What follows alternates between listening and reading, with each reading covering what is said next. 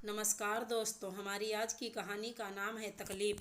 सुन रजनी, लड़की वालों ने तो दरवाजे पर नाक कटवा कर रख दी। क्यों ऐसा क्या कर दिया मेरे समधी समधन्य चाची जी? रजनी जी ने मोबाइल में आंखें गड़ाए हुए अपनी चचिया सास से कहा। दरवाजे पर जो पुरुषों की मिलनी हुई थी वो लिफाफे में 100-100 रुपये थे, और जो हम लोगों के कपड़े वगैरह आए थे वो तो कोई काम वाली को भी नहीं देता।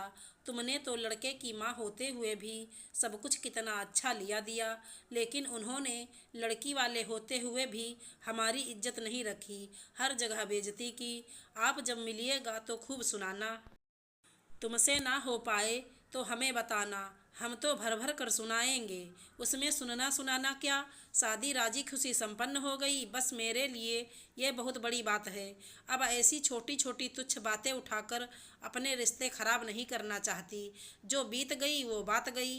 किसी भी लड़की को बिल्कुल अच्छा नहीं लगता कि उसके माता पिता या किसी भी रिश्तेदार को कुछ कहा जाए, इसलिए मैं ये छोटे छोटे मुद्दे उठाकर अपनी बहू का मन अपने प्रति खट्टा नहीं करना चाहती।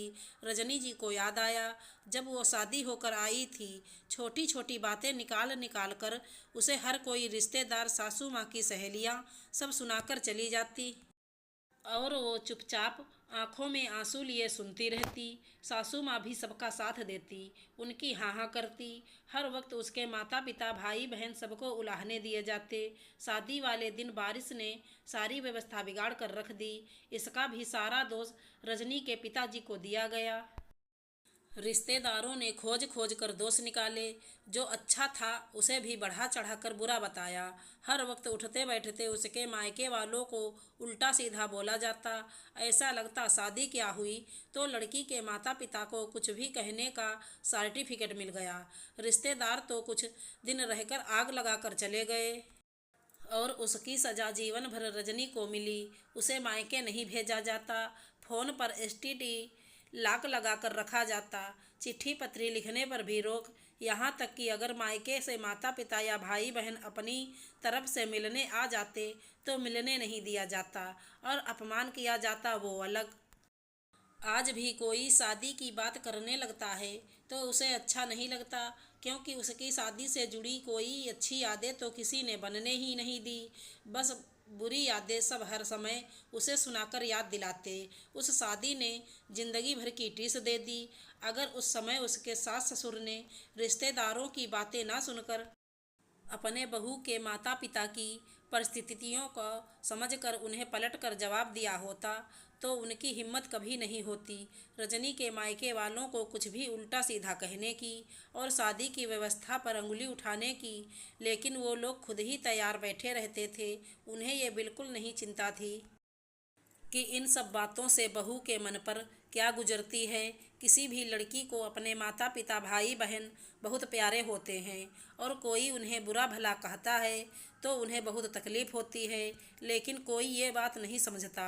बहू के माता पिता तो होते ही अपमानित होने के लिए हैं। रजनी पुरानी सोचों में गुम थी। तभी उसके पति ने उससे कहा, रजनी, एक ये दिन है और एक वो दिन था। आज इस सास ने अपनी बहू के मायके वालों के पक्ष में बोलकर अपने रिश्तेदारों का मुंह बंद करवा दिया।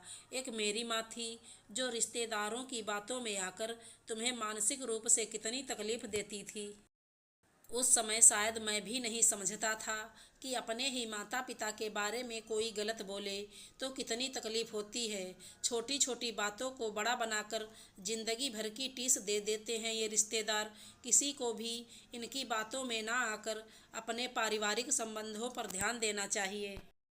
ये रिश्ते ऐसे होते हैं जो जिंदगी भर हमारे साथ चलते हैं। आप सही कह रहे हैं माधव। मैंने तभी सोच लिया था कि मैं ऐसी सास बनूंगी जो हर परिस्थिति में अपनी बहू का साथ देगी, कोई कुछ भी कहे।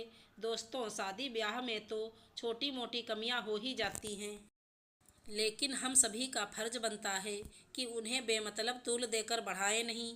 इससे हमारे आपसी संबंध तो खराब होते हैं, लेकिन बहू के मन में भी ससुराल की खराब छवि बैठ जाती है। आशा करती हूँ हमारी कहानी अच्छी लगी होगी। धन्यवाद दोस्तों।